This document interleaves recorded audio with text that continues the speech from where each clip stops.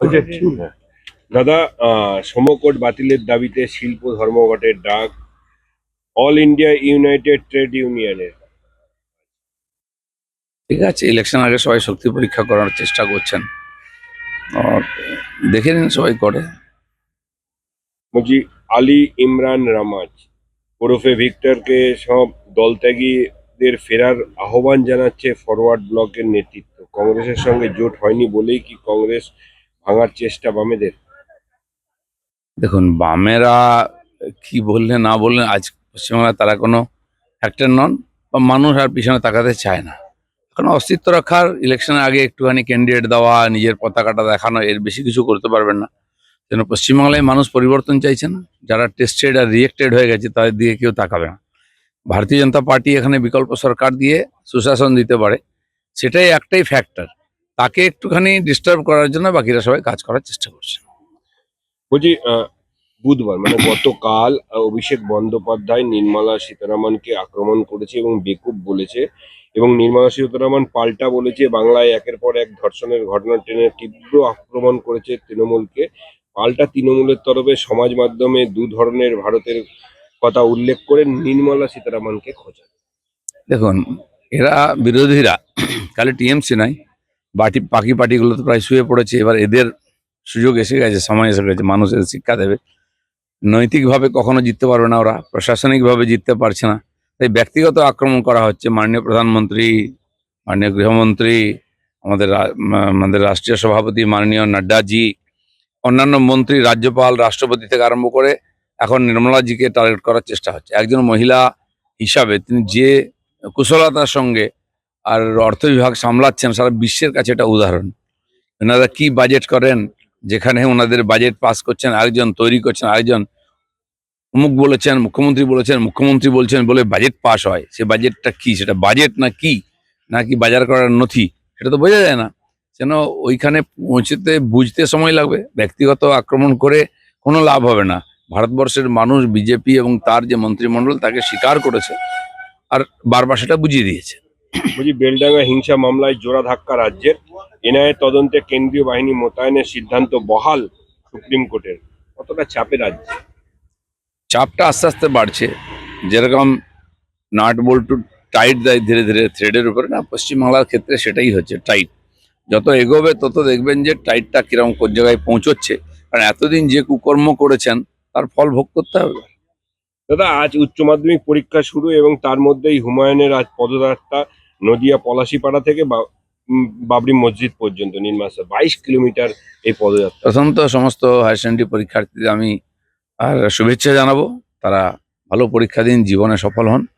রাজনৈতিক গতিবিধি বাড়বেই, কারণ হুমায়ুন কবিরও মমতা ব্যানার্জির ওই একই কালচারের মানুষ। নিয়ম কানুন আইন মানার কোনো অভ্যাস নেই তাদের, আর তারা তো এইগুলো করতে থাকবেন। তো পুলিশ কি করে অনুমতি দিল আপনাদের? যদি কোনো সভা করতে গেলে অনুমতি নিতে আমরা হয়, আইন মানি, অনুমতির অপেক্ষা করি বলে আমরা, আমাদের অনুমতি দেবে কি দেবে না। যারা আইন মানে না, তোয়াক্কাই করে না, তো তাদের অনুমতির কি প্রয়োজন আছে? দাদা 7 ও 8 নয়, কম দফায় ভোট করতে চাই কমিশন। কত দফায় হবে, কি হবে, এসব ভবিষ্যতে গর্বে আছে। ঘোষণা হোক তখন বোঝা যাবে। ওই যে আজকে বাংলাদেশের নির্বাচন, বাংলাদেশের নির্বাচন বাংলাদেশের মানুষও চাইছিলেন, আমরাও চাই বাংলাদেশের স্বচ্ছ নির্বাচন হোক, সরকার আসুক, যেটা ওখানকার সাধারণ মানুষের ইচ্ছাকে পূরণ করুক, তাদের শান্তি দিক, সুশাসন দিক, বাংলাদেশের শান্তি আসুক, এটা আমরা পড়েছি হিসাবে চাই। শুভেচ্ছা থাকলো। ইতিমধ্যেই যেহেতু 58 লক্ষ ভোটারের নাম বাদ গেছে, তাই কমতে পারে বুথের সংখ্যাও। এবার বেড়ে 94,000 হওয়ার কথা ছিল বুথ সংখ্যা, সেটা কমতে পারে এবং নাম বাদ দেওয়ার কারণেই কমতে পারে। বুথের সংখ্যা কমলে কি সুষ্ঠু নির্বাচন করতে পর্যাপ্ত বাহিনী পাওয়া যাবে? শাসকের এক একটা বিধানসভাতে 60-70 হাজার পর্যন্ত নাম বাদ গেছে, আর এক একটা বুথে 200-250 পর্যন্ত নাম বাদ গেছে। সেই জন্য বুথ বাড়িয়ে খরচা বেশি করে কোনো লাভ নেই। আর সেটা যেটা কন্ট্রোলের মধ্যে হবে সেটাই করা উচিত। কারণ ভুয়ো ভোটার দিয়েই সরকার জিতে আসছে, সেটা বাদ গেলে অনেকটাই কমে যাবে সমস্যা। কর্মচারীর সমস্যা আছে, পার্টির কাছেও সমস্যা থাকে। তো সেই জন্য এটাকে ব্যবস্থিত করার জন্য কম জায়গায় কম বুথে হওয়া উচিত, আর সেটাই সম্ভাবনা আছে। বিধানসভার আগে শুক্রবার অর্থাৎ আগামীকাল কলকাতা পুরসভার শেষ বাজেট। মেয়রের স্বীকারোক্তি, অর্থ সংকট ভাবাচ্ছে। তাহলে মেলা, খেলা, ভাতায় কি সব শেষ হয়ে গেল? দেখুন, সমস্ত পৌরসভাগুলো অনুদানে চলছে, নিজস্ব ইনকাম নাই। আর সমস্ত টিএমসির কাউন্সিলররা নিজের লোক ঢুকিয়ে, এত লোক ঢুকিয়ে দিয়ে তাদের বেতন দেওয়ার পয়সা নেই। একটা হচপচ অবস্থা চলছে। আর বহু অর্ধেক পুরসভায় তো আর চেয়ারম্যান বা মেয়রই নেই, যেখানে প্রশাসক বসিয়ে বা কোনো রকম ঠেকো দিয়ে চলছে। এরকম একটা সরকার, যাকে লোক ভোট দিয়ে জিতিয়ে দিলেও প্রশাসন চালাতে পারে না, তার তো একদিনও ক্ষমতায় থাকার অধিকার নেই। যেন কর্পোরেশন যে হবে, কর্পোরেশন তো লুট চলছে, সরকার পয়সা পাচ্ছে না, নেতারা খেয়ে নিচ্ছে। পয়সা আসবে কোত্থেকে? উন্নয়ন হবে কি করে? নাগরিক পরিষেবা নাগরিক পরিষেবা পাবে কি করে? এখানে ভ্যাট পড়ে আছে, ওখানে নোংরা পড়ে আছে, পরিষ্কার হয় না, রাস্তাঘাটের অবস্থা খারাপ, জলের সমস্যা আছে। এগুলো সমাধান করার জন্য যে টাকা চাই, সে রেভিনিউ তো ওদের কাছে নেই।